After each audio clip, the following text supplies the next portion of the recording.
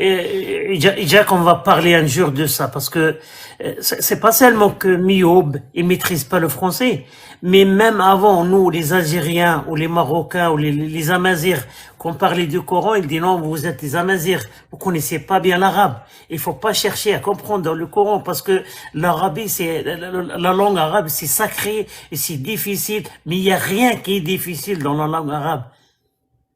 Un petit gamin de 10 ans qui a étudié 4 ans et peut savoir qu'est-ce que ça veut dire utillin ba'da dhalika zanim.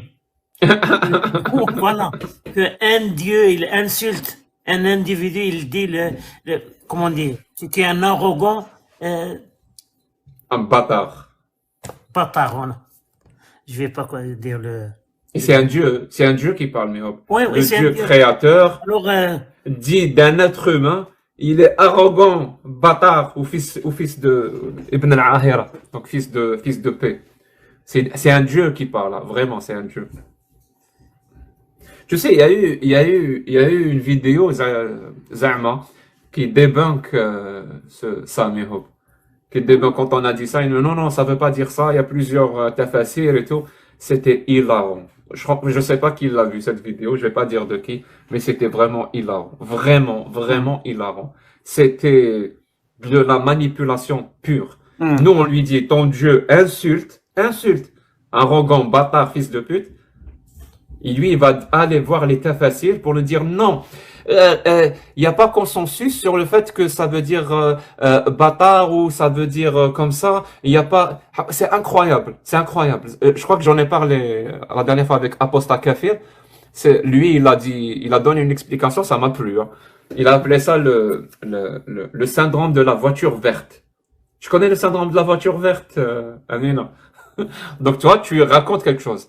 Tu leur dis, moi j'ai été témoin, j'ai vu une voiture rouge foncer sur un, je sais pas, sur un carrefour et écraser quelqu'un et il meurt sur le coup. Une personne vient te critiquer. Non, ce n'est pas vrai. Et il va axer tout son argumentaire pour te dire, c'est pas sûr. Il n'y a pas vraiment consensus sur le fait que la voiture était rouge ou verte. Tu lui dis, attends mon pote, on s'en fout. Je te dis que la voiture, elle a écrasé quelqu'un. Non, mais le consensus sur la couleur de la voiture n'était pas encore, c'est pas encore sûr que c'est rouge. Il passe 10 minutes, 15 minutes à te parler de la couleur de la voiture. C'est exactement ça. Mais son micro, il est... Donc nous, on passe notre temps à leur dire, voilà, dans l'islam, par exemple, il y a l'autorisation de l'esclavage. Donc cette pratique est légiférée. Il n'y a pas réellement il y a pas d'interdiction totale. Et lui, il va te parler d'un verset qui te dit, si vous reconnaissez du bien dans vos esclaves, vous pouvez les libérer ou libérer, un truc du genre. Il va axer tout son discours sur ça.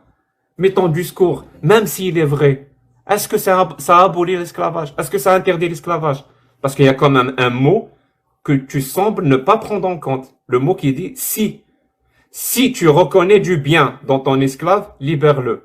Et là, tu vas aller voir l'état facile. C'est pas obligatoire, mais lui va te dire non, il n'y a pas un consensus sur si c'est obligatoire ou pas. Ou parfois, il y a même des ulama, des chouyours qui te disent que c'est obligatoire de libérer ton esclave. Oui, c'est obligatoire de libérer ton esclave si tu reconnais du bien en lui. Ah, supposons que tu reconnais pas du bien en lui. Tu as, je sais pas moi, tu as 20 esclaves. Sur les 20, tu as reconnu du bien sur 10. Et c'est obligatoire de libérer un esclave si tu reconnais du bien. Donc je libère 10 et je garde 10. Donc l'islam te permet de garder 10 esclaves. Tu es un bon musulman. D'après Allah, tu es un bon musulman si tu as 10 esclaves. Tu vois le syndrome de la voiture verte. Tu lui dis, le pire, j'ai parlé d'un hadith du prophète pour dire voilà, parce que un musulman ne peut pas faire d'un autre musulman un esclave. Oui, mais si un esclave n'était pas musulman, il s'est converti. Tu le libères ou pas? Il est devenu musulman. Ils peuvent pas dire tu le libères parce que sinon ça serait un ticket de sortie pour chaque esclave. Et, dès qu'un musulman fait un esclave, il n'est pas musulman, il va dire ashhadu anna la ilaha. Ah, merde. Il est libre. C'est plus un esclave. Mais ça marche pas comme ça. Donc, il y a même un hadith du prophète qui te dit, un esclave qui fuit son maître, sa prière n'est plus acceptée. Et il est considéré comme mécréant jusqu'à ce qu'il revienne chez son maître. Donc, un esclave qui fuit pour sa liberté, le prophète n'accepte pas ça. Il doit revenir chez son maître. Sinon, sa salat, sa prière, n'est pas acceptée. Il devient mécréant. Et là, le syndrome de la voiture verte, au lieu de dire pourquoi le prophète n'est pas pour la liberté des esclaves, il va te dire non, non, non, non, non, non, non. La mécréance ici, c'est pas la grande mécréance, c'est la petite mécréance. Pourquoi tu mens, Jack le faux, Jack le menteur? C'est la petite mécréance qui est dans ce hadith. Donc quand l'esclave fuit, c'est la petite mécréance. Oui, la voiture était rouge, était verte, tout ce que tu veux. Mais pourquoi il ne le laisse pas libre? C'est un esclave fuit son maître, c'est qu'il a besoin c'est qu'il veut être libre. Il faut respecter ça. Et c'est fini. Un hadith du prophète de ça, et c'est fini. Mais bon. Je sais pas si tu as compris, Amine, hein, le syndrome de la voiture. Le syndrome de la voiture verte et rouge. C'est le bonhomme à qui on montre la lune et il va critiquer le doigt. Oui, Amina, peut-être, Jack, un jour on va parler de ça. Oui, il faut. Pourquoi ce genre de musulmans ils font ça? Parce que c'est une tactique qui a marché. Ouais, donc c'est pas. Je crois que c'est en anglais on a. Est-ce que c'est pas gaslighting, un truc du genre? Je sais pas. Oui, parce que Jack, toi et moi, on a beaucoup d'expérience. Les gens l'insultent, nous insultent toujours. Il y a toujours, je sais pas. Pourquoi un musulman il fait ça? Parce que on trouve ça dans les textes. Quand t'as Allah, le bon Dieu, qui se moque des autres, des individus comme Khalid, le Walid ibn Nouaira, qui lui dit tu es c'est pas un bâtard, et aussi de Abu Lahab.